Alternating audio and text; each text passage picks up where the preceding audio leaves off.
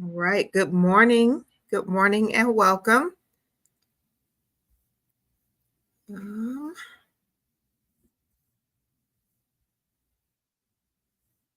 don't- All right. Good morning and welcome. As you all know, this is day 4 of our conference. Thank you so much for joining us again, for sticking with us all week. We're going to do a quick overview um, of two of today's events, and then of course Emily will come from StoryCorps and give their presentation. And then we'll probably take a break before Dr. Zoe Burkholder comes at 10. So, first of all, at 10 is Zoe Burkholder, Dr. Zoe Burkholder, who will be talking to us about Black Teachers Matters, the impact of Brown v. Board of Education on Black teachers outside of the South. We will then take a short break before for lunch from 11 to 12.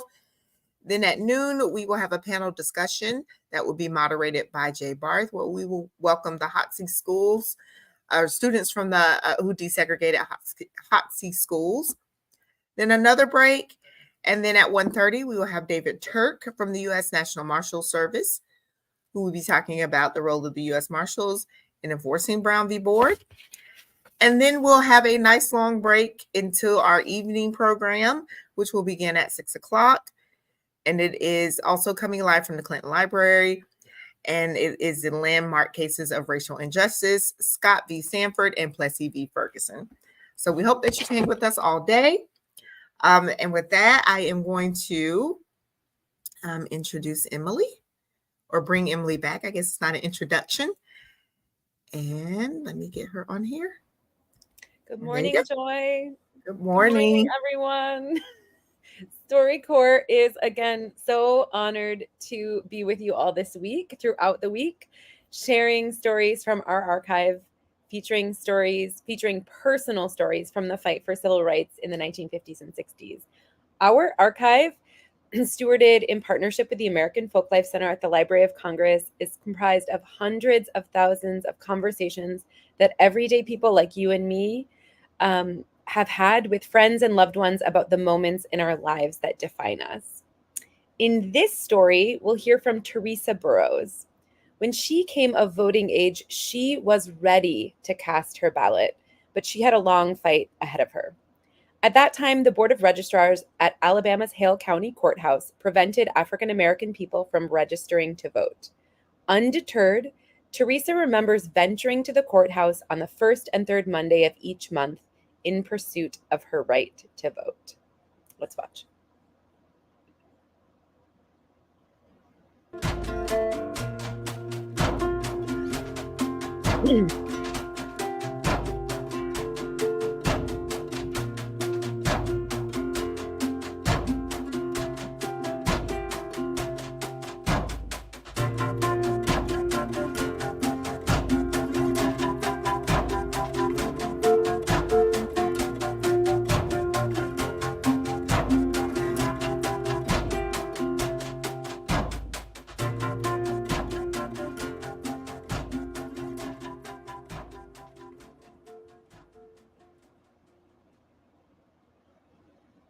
I went there for 2 years with a minister named Reverend J.J. Simmons. The white men, they would not let us register to vote.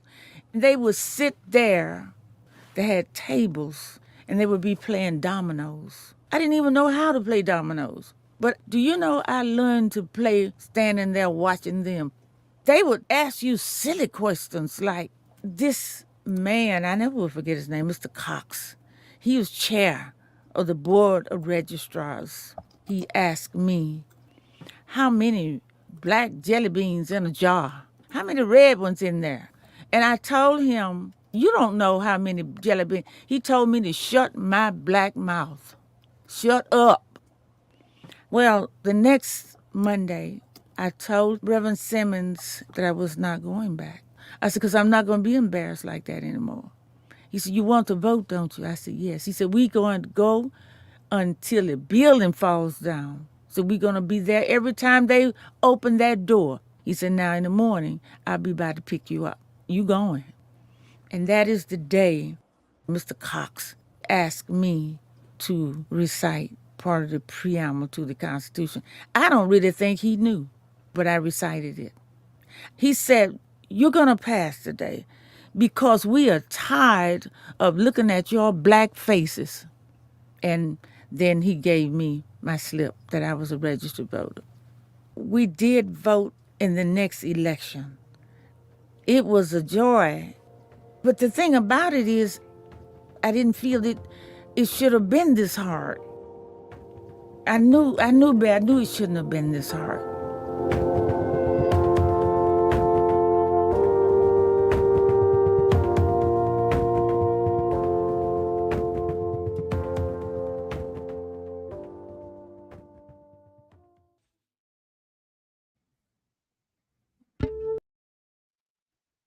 All right. Thank you, Emily. Thank you, StoryCorps, for that that great presentation. We are going to take a break now, and right at 10 o'clock, we will welcome Dr. Zoe Burkholder. So thank you for joining us. We'll take a quick break.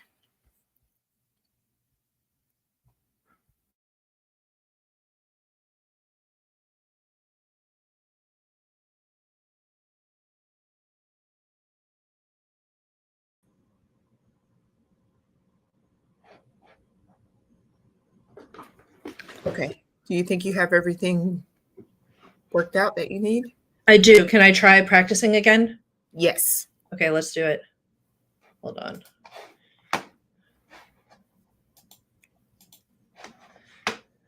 Okay, present. Share screen.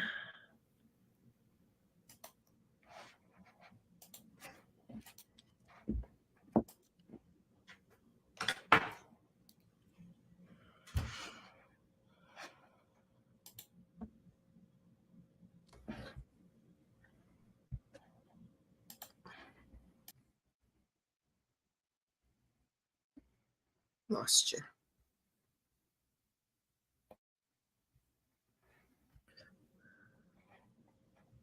Not sure what happened, but you went out. I know. I hit refresh on the whole browser trying to get it to work. Entire screen, screen 2, share. If Google Chrome is already checked, uncheck, then recheck it. This is so silly. I'll try one more time. Are those guys not coming back for 15 minutes? Yeah, for about 15 minutes.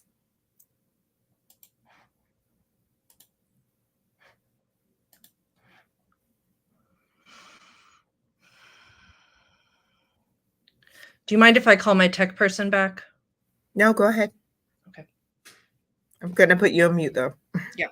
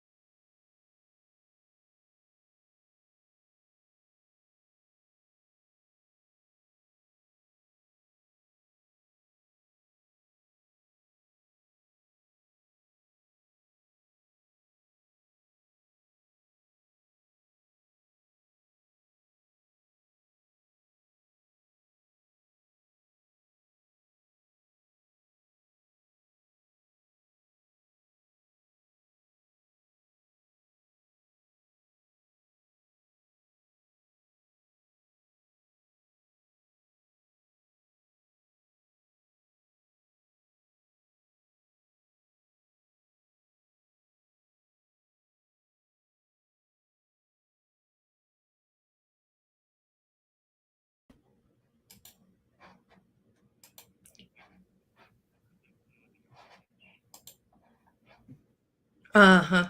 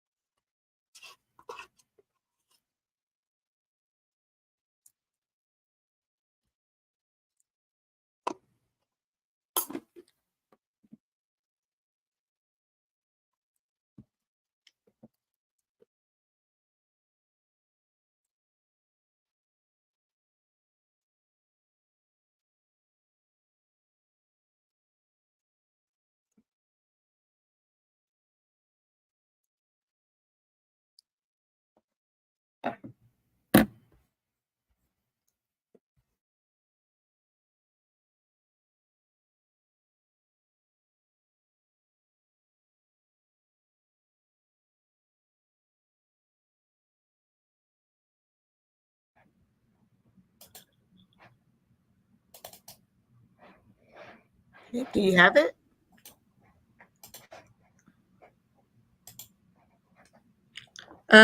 No, but I'm saving it as a PDF so I can run it as a PDF if, like you said, worst case scenario. What happens if I do slides, Google Slides? It'll ask you to give it access to your Google Drive, and then you can pull it from directly from your Google Drive. Yeah, we'll see about that.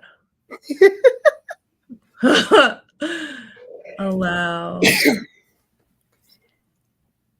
Well, we'll tell you that National Archives has very strict internet usage, and it lets us use our Google Slides, but you never know. I know I think the problem currently is a setting on my computer. So it is now uploading, I think, the slideshow from Google Slides directly. It's like processing down there. But that isn't going to do what I wanted it to do in terms of having these interactive features, which are cool, by the way. I want to see them. Oh, lost her again.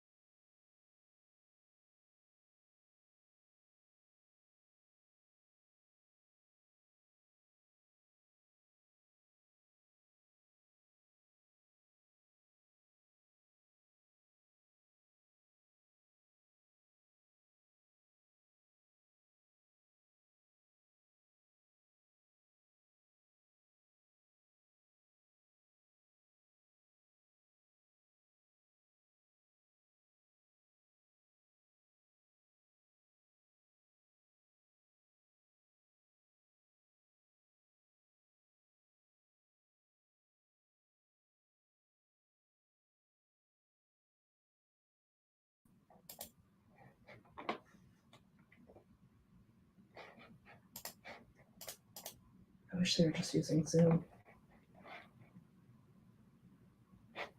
I think we should be good.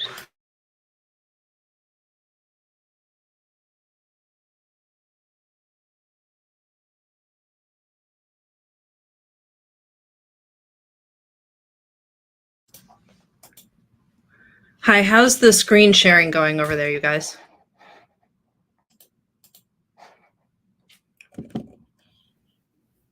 I think can you see it? I can see your slideshow. Can you see it? Yes. Okay. Haha. Now, let's see. I do not have access to forward this, like to move the slides. So I need to make sure that you do. Okay. Usually I do, but it's not allowing me to. That's because I'm sharing my screen. Oh, okay, cool. Okay. Yep, got it. All right. So you're all set. Hold on 1 second. Let me just open Slido and run it through Slido. Last fun part. Present. It's there. You guys see that? Yes, because I see what you're seeing now, right? Yes. Fabulous. So we'll all need to get into slido.com. Is that or no? Yeah, you can use the QR code or enter the type in the website and enter the number. Okay, cool. Yeah, it's cool. Okay, it works. I'm going to put it back on the start slide here. All right. I am going to mute you Thank you. until Kathleen introduces you, but you're already in the stream. So you can cut off your camera if you want. Perfect. 100% great. I'm so excited. Thank you. Oh, and we're starting at 11. We're ending at 12. I'm going to try to stop talking by 11:40. Does that sound good? That sounds good. Okay. If anything comes up during the talk, or if there's any questions, feel free to, pop in and let me know. Will I see the comments? I just probably won't. I won't see them. You should be able to see them. Can you, if you're looking, can you see on the side where it says like it has names that they posted? Those are the comments. Okay. If Yeah. I miss anything because I'm too focused on other stuff, will you just, if you feel like you should interrupt, do so. If not, we can save it for the end. I will monitor the comments. Okay. Okay. I'm so And excited. Great. there is a private chat if we need to get to you. So, but we won't. I won't bother you unless it's important. Okay. Very good. I've got a phone. Yeah. How many people are in this room? Do you know? I don't know. That's a Kathleen question. So, so I'm going to mute you and myself now.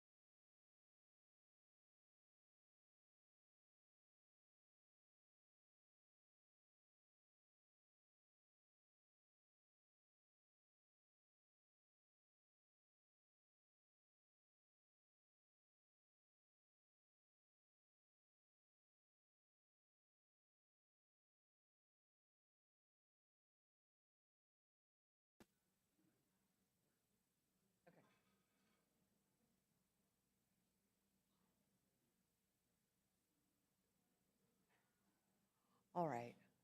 Jake, are we on screen?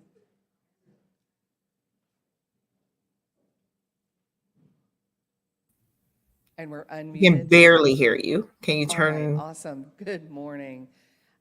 Welcome everyone in the room and online and at the Eisenhower Presidential Library and Museum to day 4 of our Civil Rights Conference commemorating the 70th anniversary of Brown versus the Board of Education. We've had an amazing series of programs, and we're happy today to be hosting most of the programs here at the Clinton Presidential Library and Museum. Unfortunately, our first speaker was caught in the weather yesterday, and flights were not flying in a timely manner, so she's going to be joining us from her home, and that is Dr. Zoe Burkholder, and she is a professor of educational foundations and the founding director of the Holocaust, Genocide, and Human Rights Education Project in the College for Education and Engaged Learning at Montclair State University. She is a historian of education with expertise in anti-racist education, school desegregation, and Black educational activism in the North. So not only have we moved locations, but we're switching to thinking not necessarily about the students, not necessarily about the parents, but thinking about teachers, particularly teachers in the North, right? Sometimes we focus so much on desegregation in the South, we forget that segregated schools existed all over the country and that desegregation had an impact on teachers as well as students. So I am going to go ahead and turn it over to Zoe. Her bio goes on for much, much longer. She's an author of several books, one of which I've actually got a copy of that you guys are here all going to receive. But today she's going to be talking about Black Teachers Matter and the impact of desegregation on Black teachers in the North. So let's welcome, even though she's not in the room, let's welcome her with a round of applause.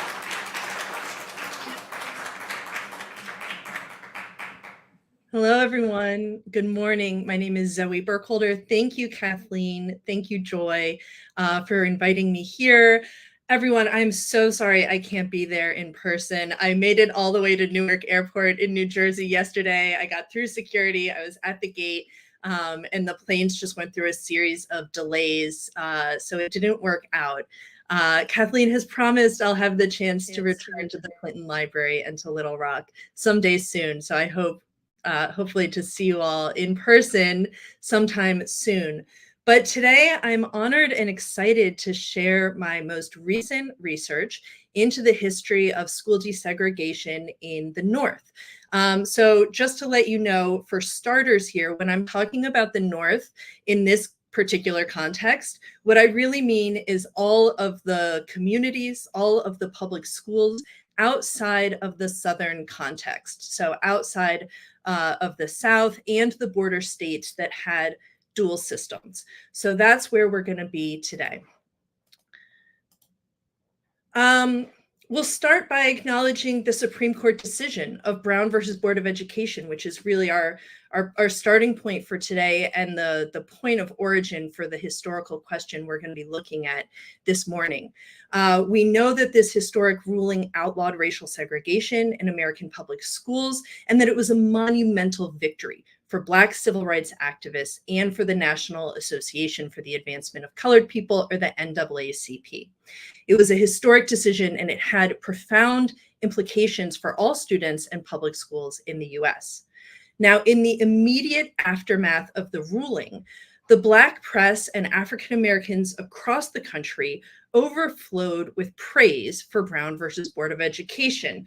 The Black press called it, well, one newspaper article, quote, probably the most important single victory for the American Negro since emancipation, end quote. Horace Mann Bond, who was president of Lincoln University, was one of many Black leaders and scholars who recognized it as a watershed moment in the long Black freedom struggle. And he wrote, quote, "Out of the blood and tears of the millions of Americans of African descent, this decision comes as a majestic break in the dark clouds with which the face of man's destiny everywhere has been obscured," end quote. However, while there was an enormous amount of joyful optimism, there was a deep and profound caution that was coming from many quarters of the Black community, noting that in most places, right, whites enjoyed the lion's share of political, economic, and social power, and that things were going to be difficult to really have significant and meaningful change. Dr. Mary McLeod Bethune, who was president emeritus of Bethune-Cookman College, wrote, quote, "We must be ready to meet their clever devices, for they will have many. The work of the NAACP is not done, and it would be a serious and calamitous mistake for any person to relax vigilance in our struggle to build a moral state. Let there be no undue rejoicing, no hysteria, no hate, no precipitant action, no false sense of security," end quote. 70 years later, and this is a picture of my daughter's high school graduation from Montclair Public High School in New Jersey just a couple of weeks ago, right? We have the opportunity to reflect from a new perspective on the significance of Brown. This time we have the benefit of hindsight, right? Like we get to, these folks I just quoted were looking at Brown in the spring of 1954. What does it mean? What do we see when we look at this decision 70 years later? We know there's an enormous amount to celebrate, right? Implementing school desegregation after Brown was hard. It was slower than we had imagined, and a tremendous amount of good came out of it. The South's system of apartheid education was permanently dismantled, and levels of academic achievement for Black students climbed steadily in the wake of school desegregation, as measured by things like statistics on standardized test scores and graduation rates. What's more, the Supreme Court's ruling offered a potent spark to an already rising Black civil rights movement that saw meaningful gains in the 1960s, especially the Civil Rights Act of 1964 and the Voting Rights Act of 1965. Brown established a legal and a moral precedent that put an end to state-sponsored racial segregation in all facets of American life and helped to fulfill the nation's democratic promise. It was a good thing, right? It was a good thing. And yet, the Brown decision and school desegregation that followed has been the focus of a great deal of scholarly attention by historians, by sociologists, by political scientists, by legal scholars, by people trying to understand exactly and with clear sight, right, the legacy of Brown.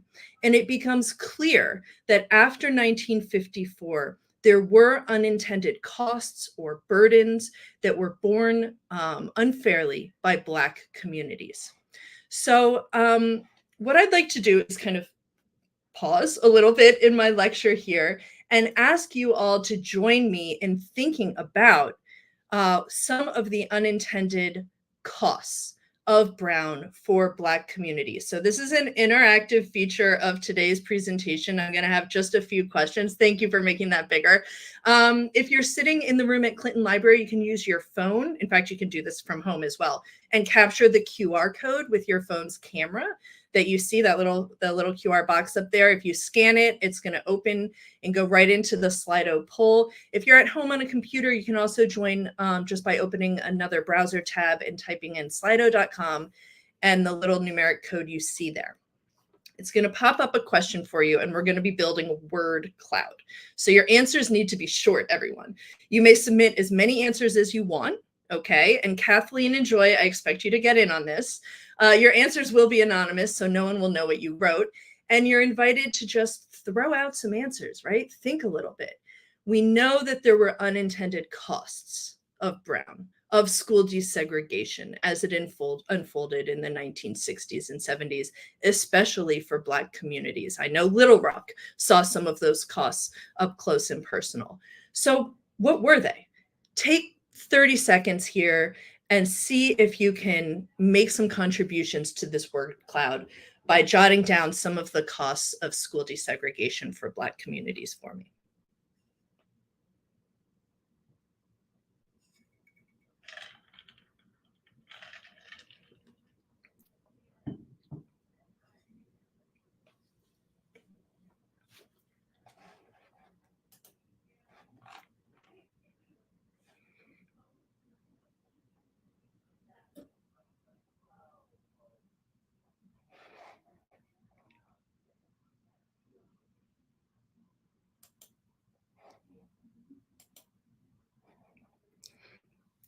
Okay, so we can see some answers coming in now.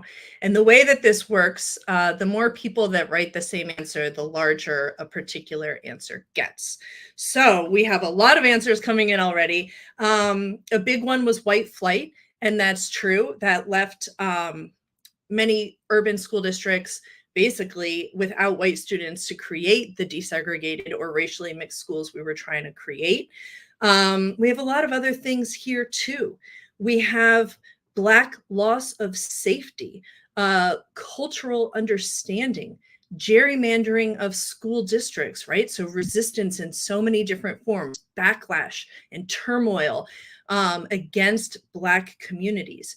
Community school loss was such a major one in so many Black communities, and it goes with so many of the other words on the screen that you can see here, one of which was loss of pride in Black history.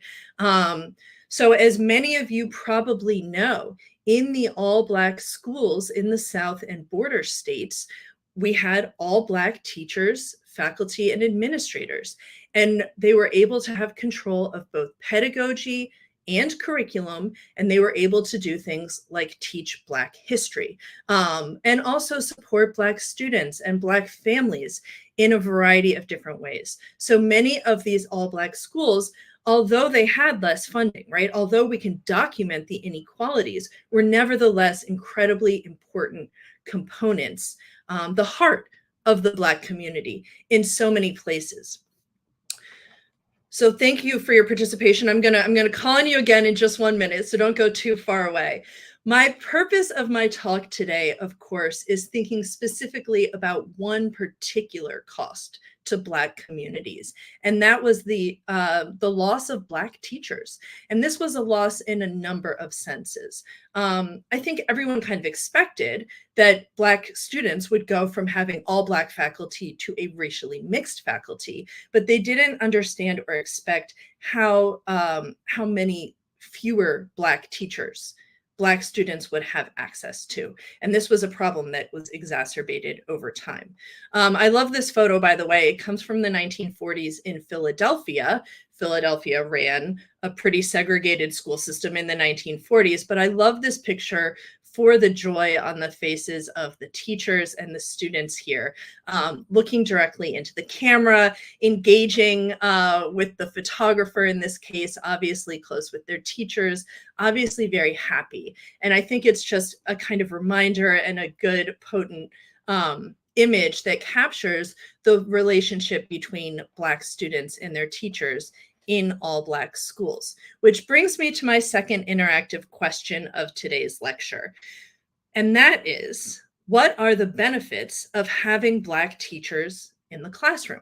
You can think of this from a historical perspective, or you can think of it from the perspective today. Again, we're creating a word cloud, so you can submit all the answers you want, but they have to be short, and I will give you 30 seconds to collect some answers and put them into our screen.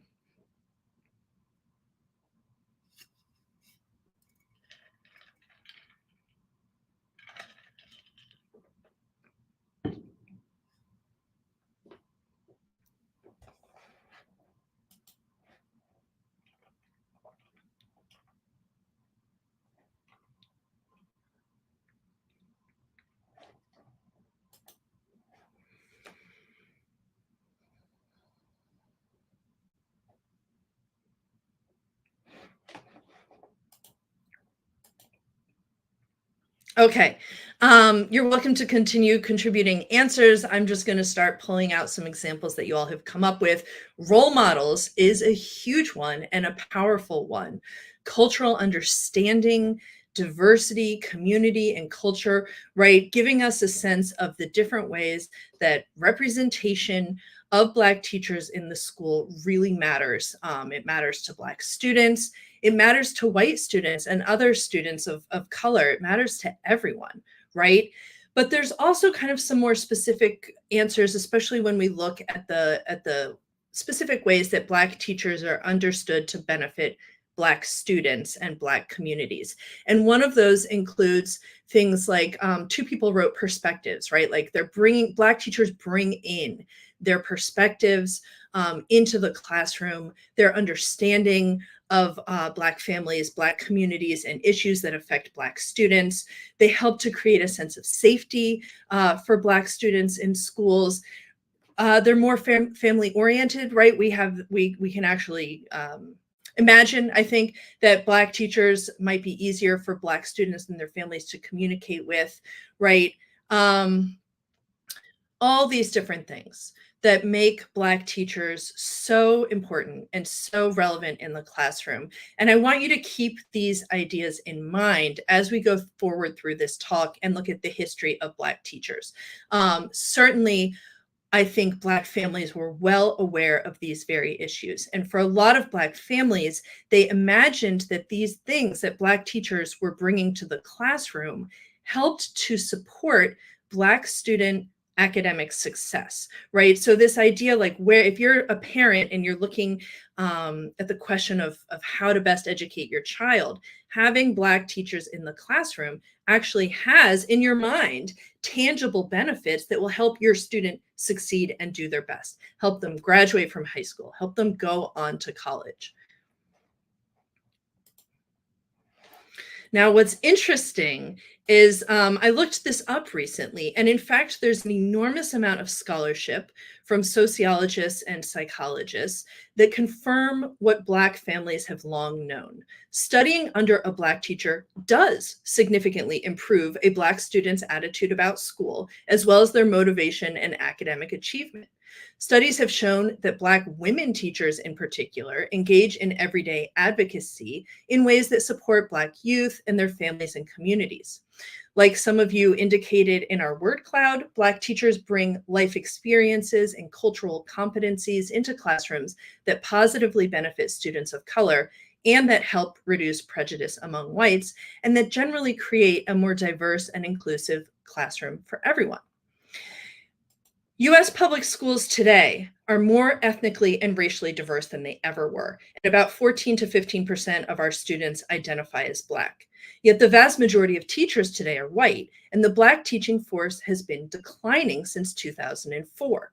So in 2015 and 16, the percentage of Black teachers declined to 7%, down from 8% in the 2003, 2004 school years. So what we're saying is, today, Black teachers are underrepresented in U.S. schools. The percentage of these teachers has declined in recent years, and there are new political attacks on Black teachers, especially things like teaching Black history and literature, that make this problem even worse. And I think this is unlikely to be resolved without some kind of meaningful strategic intervention. That's where our talk today comes in. Okay, so we're going to kind of look at this question with a historical perspective, framing it in between Brown versus Board of Education, and really trying to understand the ways that school desegregation impacted the number of Black teachers in the United States, and thinking about how that in turn impacted the question of educational equality, especially for Black students. Let's start with what we know, okay? We know, because of a wealth of scholarship that focuses on the South, that in the 2 decades after Brown, so roughly 1954 to the mid-1970s, more than 38,000 Black teachers in the South and border states lost their jobs.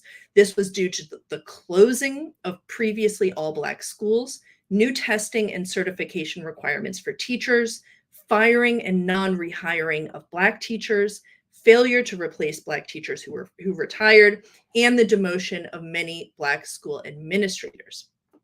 Leslie Fenwick is a historian. She has a new book out. It's fabulous.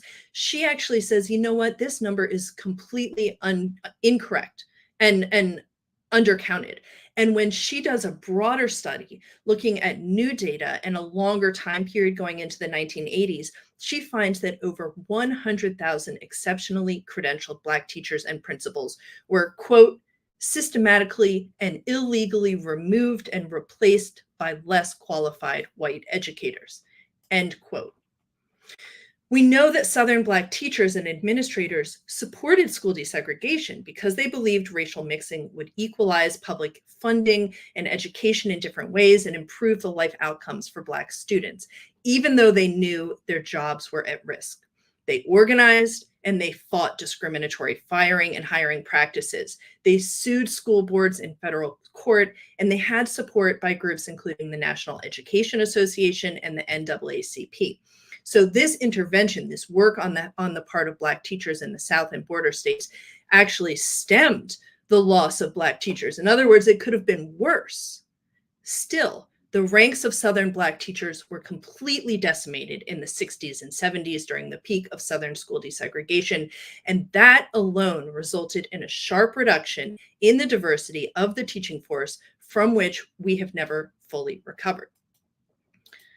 However, all of that scholarship is based on the South and the border states, and nobody had ever turned the perspective to the North and asked how school desegregation affected the number and placement of Black teachers in the North.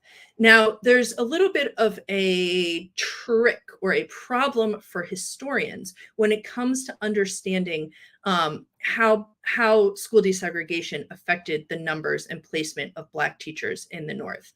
Does anyone know what that is? Is there anyone who would like to hazard a guess in the chat, or Kathleen, if you're in the room with teachers, if anyone would like to chime in with an answer?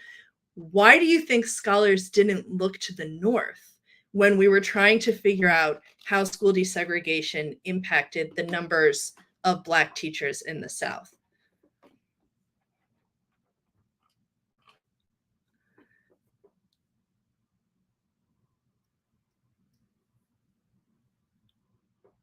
Wow, that's an interesting screen I've got going on here. Okay.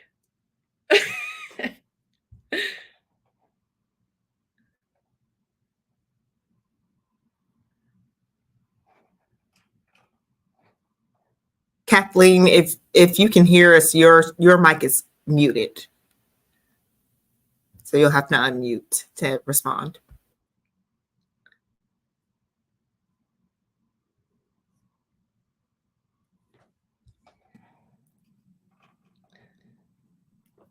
We can't hear you yet, Kathleen. But that's the question is, why didn't scholars look at what happened to the number of Black teachers in the North after Brown v. Board?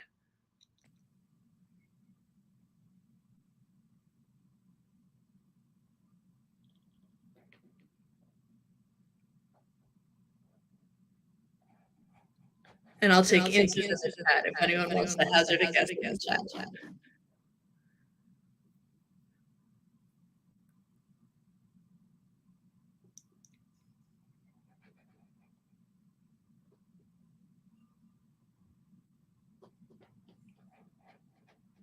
Joy, I'm not sure where Kathleen is. Are you?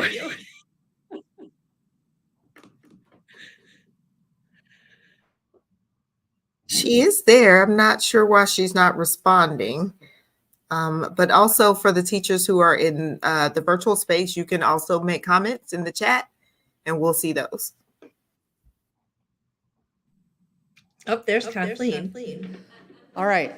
So sorry, we were taking a little bit of a, we had our mics all turned off.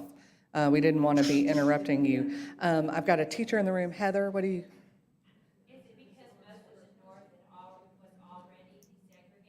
Most of the North was already desegregated?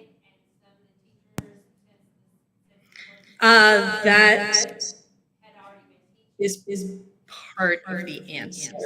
But this particular answer has to do with the historical data that was available. Does that give anyone a hint? What was the problem with the historical data?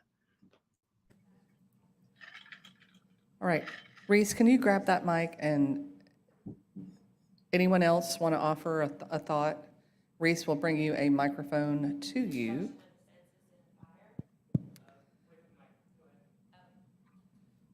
Is it due to the destruction of portions of the census in the fires because that data was on the census? You're on the right track. Because what's specific about the census is that it tells us the racial identity, although that category changed over time, of the people who are being studied, right? Like the census documents, this person lives in this house and they are of this race. What happened in Northern public schools is that Northern public schools did not keep any official records of students or teachers' racial identities. So that is the reason that it's so difficult for historians to answer this question. Conveniently, in the South and border states, we knew which schools were home basically to white students and to Black students and to white teachers and Black teachers. Sure, there was some ambiguity in there, and the racial identity of people was in flux, and different states counted different people in different ways. But there was a kind of clear historical record that scholars could use in order to try to understand what was going on. But in the North, that wasn't the case. Not only did schools not keep track of students' or teachers' racial identities, but to make things worse, they deliberately hid or kind of obscured any kind of records that would illustrate or kind of prove discrimination or segregation against Black students. So the problem that scholars faced was specifically that it feels impossible, right? As a historian, you're like, I want to understand school segregation after 1954 in New Jersey, and you can go into the school board records, and all you have are lists of names at every school, names of the kids, names of the teachers, but no way to figure out what the race of these students were. Now, this was also true in 57. Like, it would have been, those records just simply didn't exist, and it made it harder for African Americans to kind of document and prove that there was segregation and discrimination going on. So let's return to the slideshow if we can, and talk about what kind of data we are able to use.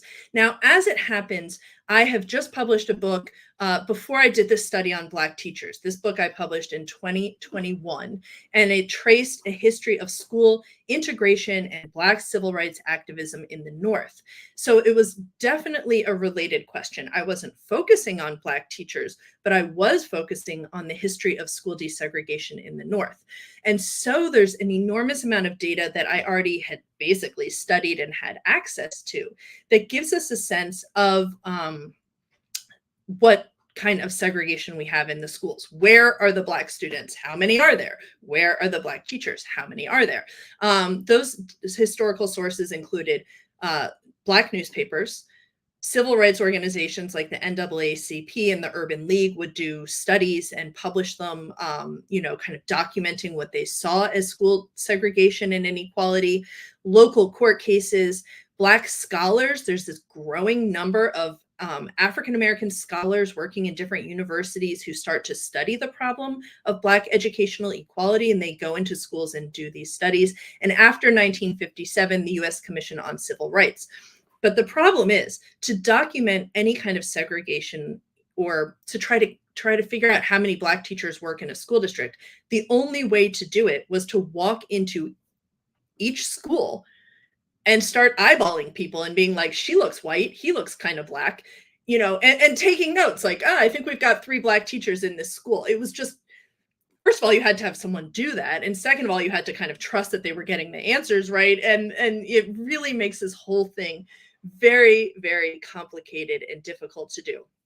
Nevertheless, for you all, I have done it. And I was able to sort through an enormous amount of data and research and look at the question, what happened to Black teachers in the North after Brown versus Board of Education? And interestingly, possibly even shockingly, what I found is that the number of Black teachers increased. It did not go down by the tens of thousands like it did in the South. It goes up. So this is great news. This is fascinating news, but it also introduces a whole bunch of new questions, right? Like, well, like, what is going on in the North? How did this happen? Why did it happen? And most importantly, if this is true, how come it didn't offset the decrease in the number of Black teachers in the South? Like, shouldn't we have more equity and representation in our schools today? And we don't.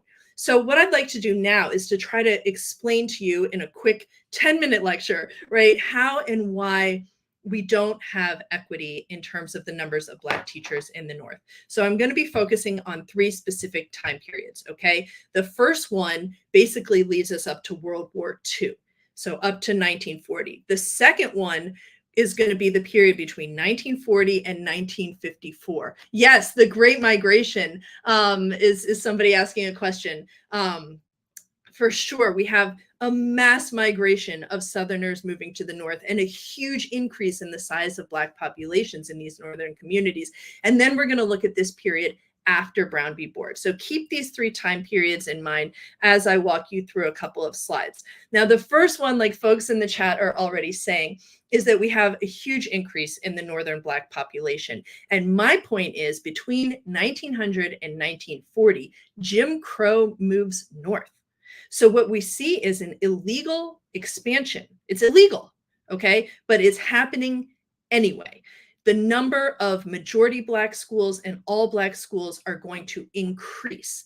And as kind of part of this process, what's happening is the number of Black teachers also increases, because Black teachers are almost always restricted to working in all Black or majority Black schools in these Northern communities. So this is a really interesting example of how this worked, okay? So we're looking right now at the community of Dayton, Ohio. We're in 1932. And what happened is, and this is kind of typical, right? This is what illegal school segregation looked like during this era. White community leaders go to Black community leaders and they say, hey, folks, guess what? We are going to build you your own Black high school, and we are going to staff it with all Black teachers and Black faculty and Black staff, like tons of jobs, right? And every Black kid in the high school will get to go there. Now, this created a real dilemma for Black families in the North. They recognized that the expansion of school segregation is problematic, and they were uncomfortable with this. And yet they also had a kind of interest in seeing more Black teachers get these jobs.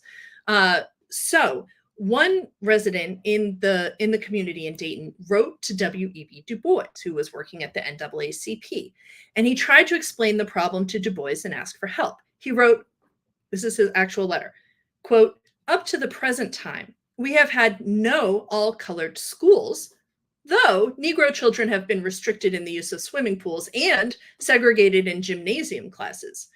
One grade school has a main building with both white and Negro children under white teachers, and a temporary building for colored children under colored teachers. May I ask what you yourself would consider wise in such a situation, and what you think would be the main trends of Negro thinking would be?" So in other words, like, what the heck are we supposed to do? You know, like we're like not even sure what the best answer here is. This is my third and final chance for audience participation, so I'd love to have your best guess. So last question on the Slido thing. This one's multiple choice. What do you think W.E.B. Du Bois advised the Black community in Dayton, Ohio, to do about the proposed Negro high school in 1932? Do you think he, A, told them to reject separate schools at any cost because they are undemocratic and illegal? Or B, do you think he told them, look, man, do what you have to do to help your kids get a good education? Because what we're worried about here is the quality of education, not whether or not it's racially mixed. You get 10 seconds to answer. And again, your answers will be anonymous, so you can't get in trouble. I just want to get you thinking about, you know, essentially how hard of a question this was for folks to answer. Right. Okay. So we have 70% of folks chiming in that say, look, do what you got to do to help your kids get a good education. And 30% of people saying, absolutely not, reject public schools at any cost. They are undemocratic. Let's take a look at what Du Bois wrote, and then we'll see which of you is correct. So Du Bois said, he wrote back to this person. He said, look, quote, "It is always unfortunate and against the fundamental idea of free popular education to separate the pupils on any artificial basis. However, this ideal cannot always be reached. It would be most unfortunate if the new Dunbar High School were made exclusively a Negro school. On the other hand, if Negro children in the mixed schools are not receiving proper attention and training, if they do not enlist the interest and friendliness of the teachers, if the teachers must inevitably and always be white, then colored children cannot receive in such schools the education that is their due, and some separation is almost inevitable." So the correct answer there was the one that said, do what it takes to get your kids the best possible education, right? Yeah, so the majority takes the day here in our polling. And Du Bois was actually an outlier among the Black elite and among the NAACP in particular. Other folks at the NAACP disagreed very much, adamantly, with Du Bois's kind of moderation on this position, and it was a sticking point for Du Bois, and he's going to end up leaving the NAACP over this, but not until a bit later. This is a photograph of a couple of yearbook pages from the Paul Laurence Dunbar High School in Columbus, Ohio. It was indeed created. It was staffed by Black teachers. It grew to be what folks considered to be an absolutely terrific, very high quality school. One of the things that made it great were its Black teachers and the principal. And one of the ways it kind of developed its greatness in the community was through the extracurricular activities that Black students had access to because they were in an all-Black high school. So at this time in the North, many Black students who were in mixed high schools, racially mixed high schools, found that it was impossible to be on a sports team, in a drama program, on the debate team. And in an all-Black high school, you could do whatever you wanted. So there was this kind of, again, this sense of real value to an all-Black school. And because of this increase in illegal racial segregation, the number of Black teachers creeps up until the 1940s. That brings us up to the period of the 1940s to 1954. So this is an era, fascinatingly, of school desegregation before Brown versus Board of Education. So a lot of folks don't know this, but there was a school desegregation movement in the North, and it was funded and encouraged by the NAACP, really sparked by World War II.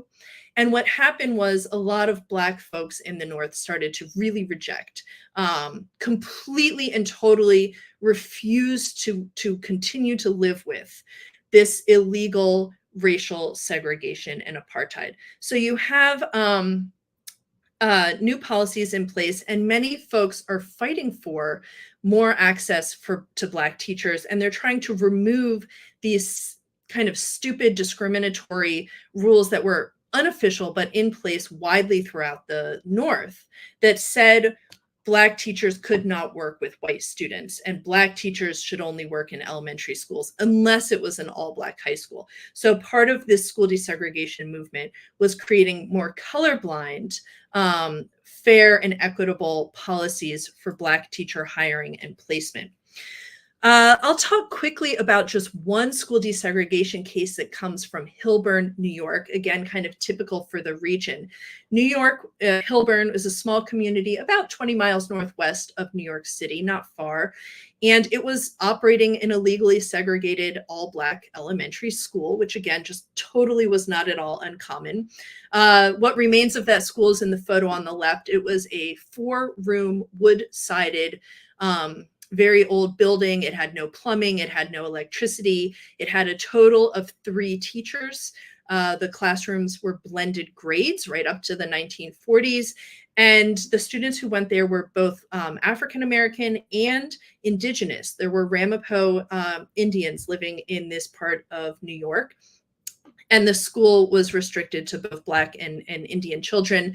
The Hilburn Elementary School, which was there at the same time, is featured on the right. It was a modern structure. It had plumbing, it had electricity, it had a cafeteria and an auditorium and a gymnasium and all the things you would imagine a school should have. So during World War II, the folks in Hilburn, the Black parents led by Black mothers, and the 3 Black teachers, all of whom were women who worked in the local Black school, organized to fight against this segregated school. And on the left, you see them working to enroll their children at the Hilburn school and being turned away.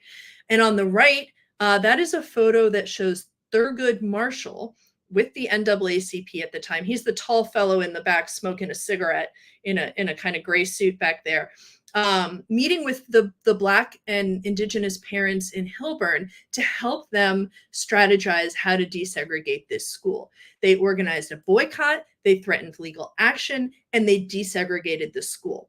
Now, Kate Savory was one of the Black teachers. She was also the Black principal of that 4-room Brook School. So she helped to fight to desegregate the schools. She was known as a leader in the community, as an excellent educator.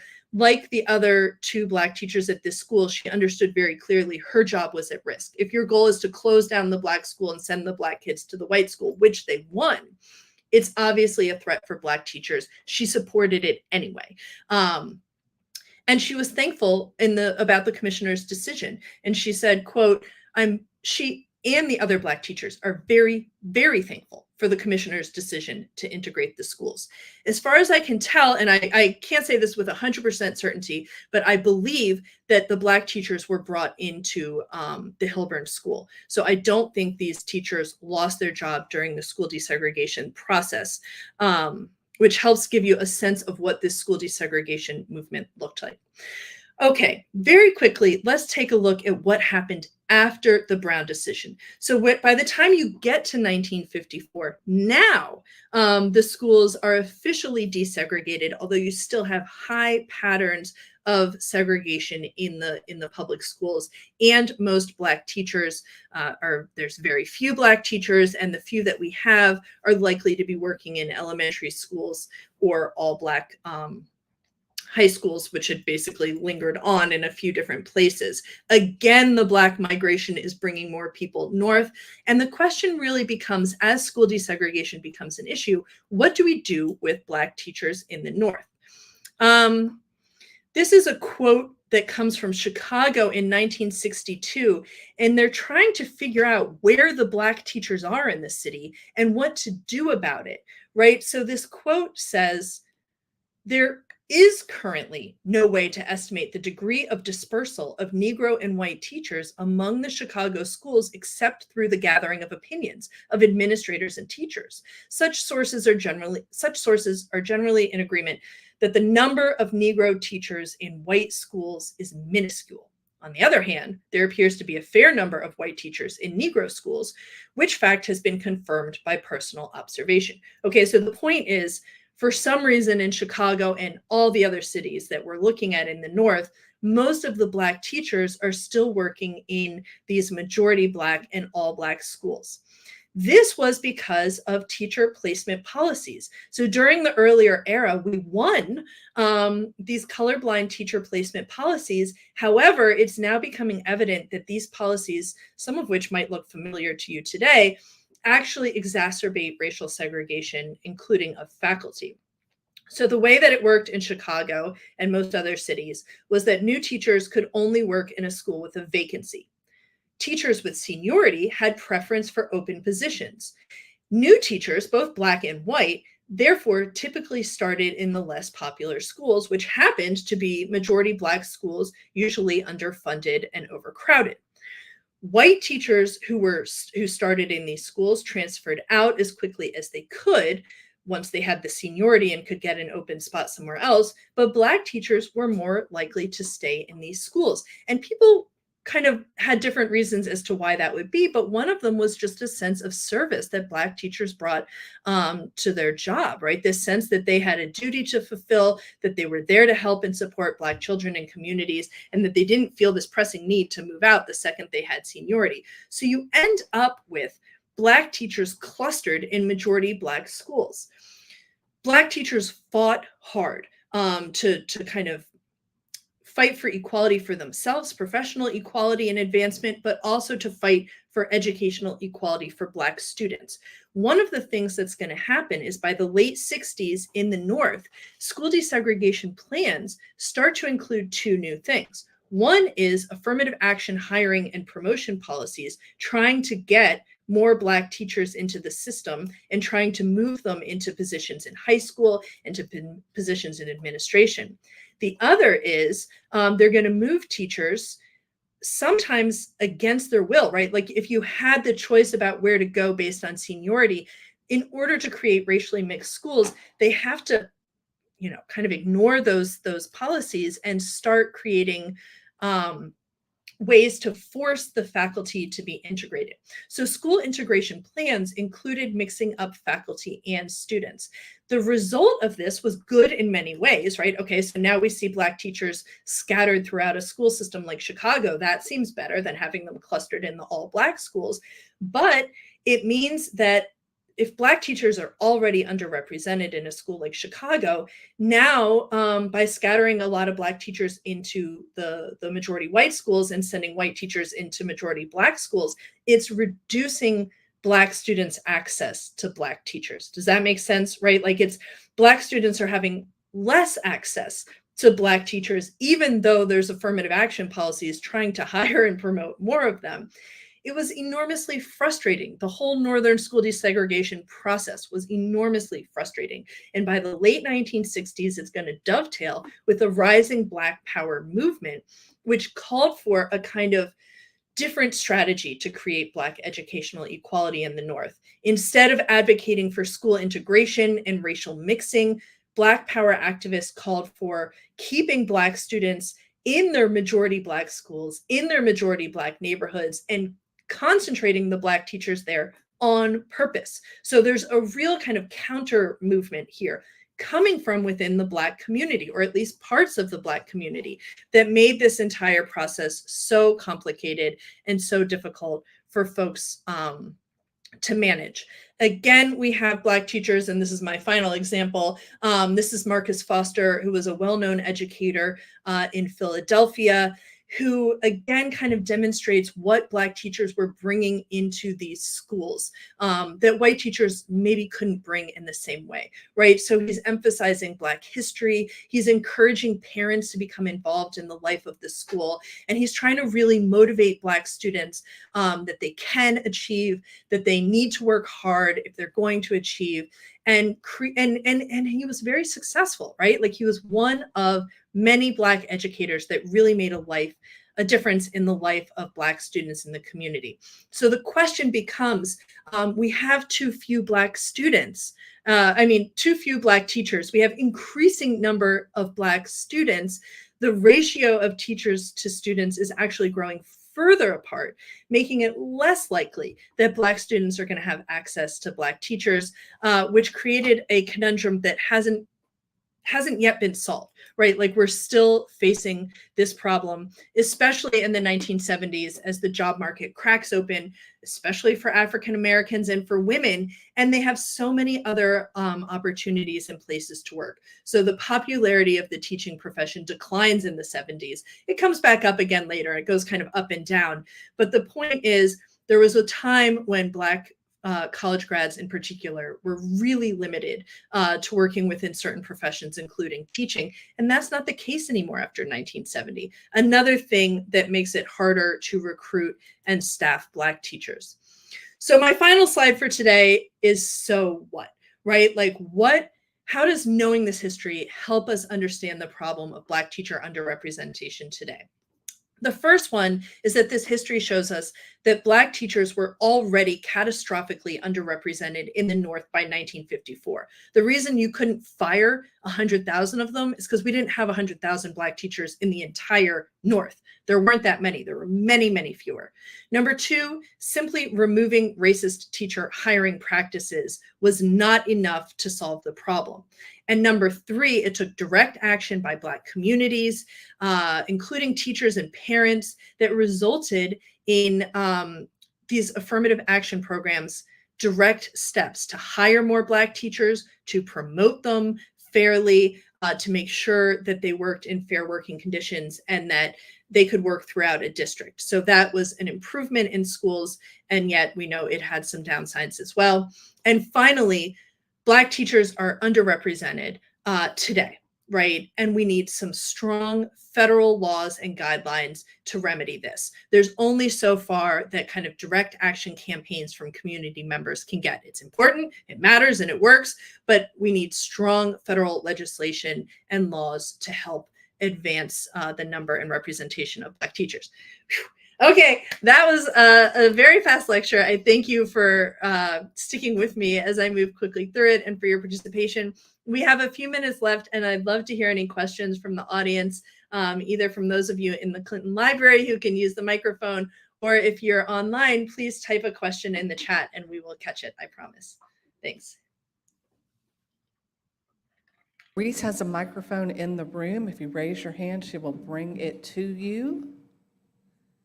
We were ready this time. I knew there was going to be Q&A at the end. Hi, I'm Chris Solis. I was wondering if you have any figures on English teachers, But specifically on English. specifically on English teachers. English language I mean, how does this loss of African American teachers affect English teachers? How did it? I think she's frozen back there.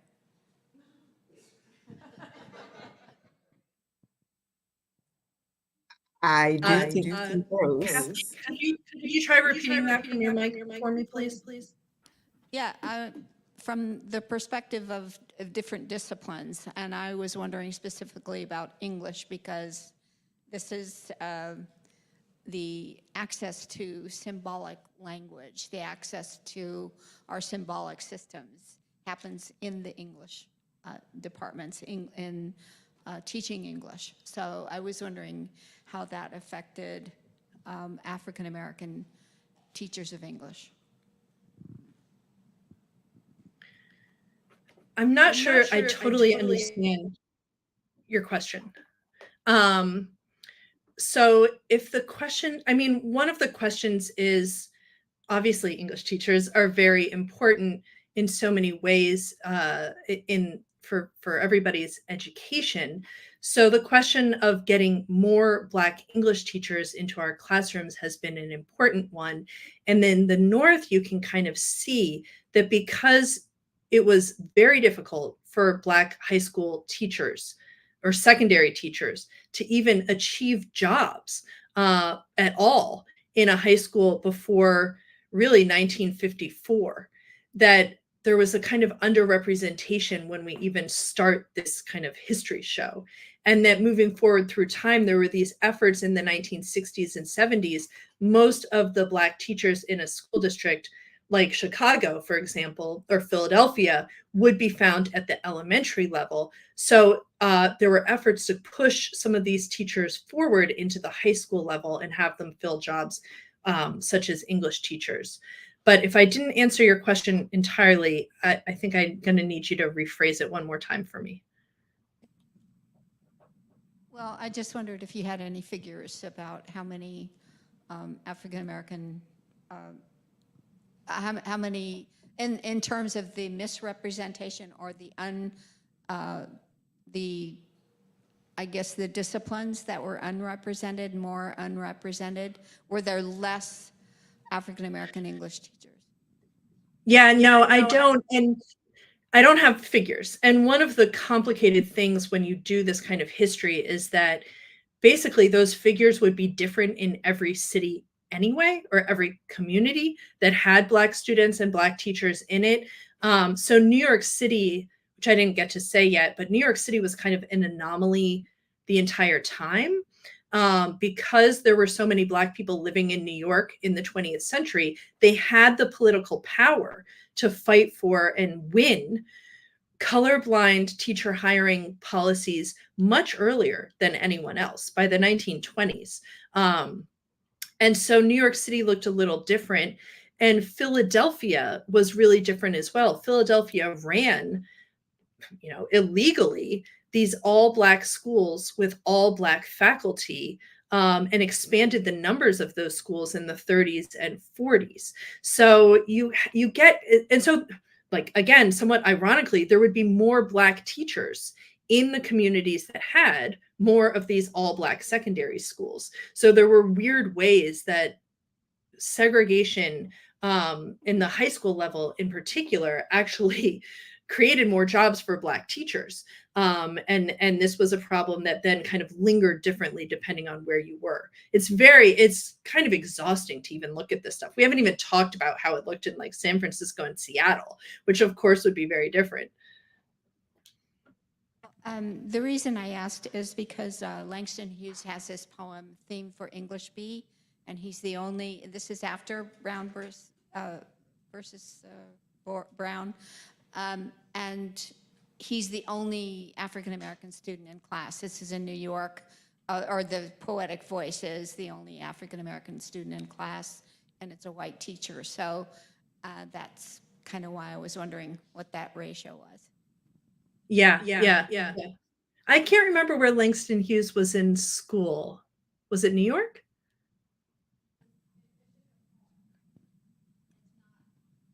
No, the poem, so it's not we have another question in the audience. Okay, sure, yeah.